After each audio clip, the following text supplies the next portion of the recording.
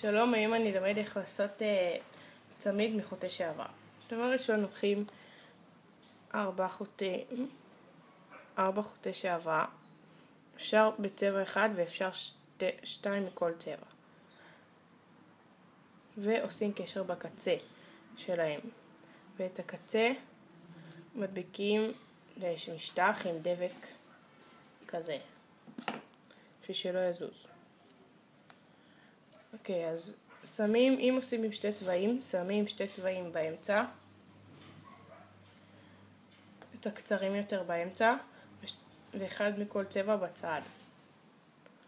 לוקחים את הצד או הימני או השמאלי ראשון, ועושים צורה כזאת. S. פה יש בטן ופה יש בטן. לוקחים את החוט השני, ומכניסים בתוך הבטן הראשונה מלמעלה, ומרימים את החוטים ומתחת לתוך הבטן השנייה. בצורה כזאת, ומושכים את 2 החוטים ככה.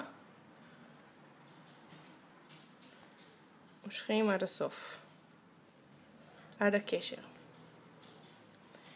קשר רגיש בקצה. ועכשיו לוקחים את הצד השני, מקודם התחלנו בצד שמאל, עכשיו בצד ימין. עושים בטן, ומכניסים בתוך זה, ומעל זה, ובתוך זה ממתחת. ומושכים. ככה שוב, יש S, מעל, בתוך ומתחת, בתוך הבטן השנייה.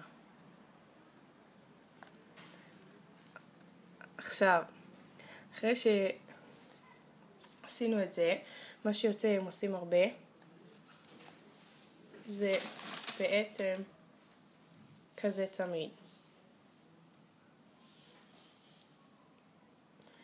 בסוף, אחרי שעושים את הכל, שגומרים, מה שיוצא זה צמיד כזה. אם רוצים להשחיל חרוזים, לוקחים את 2 האמצעים, את 2 חוטים האמצעים, ומשחילים עליהם את החרוז עד הסוף, ועושים את הכל כרגיל.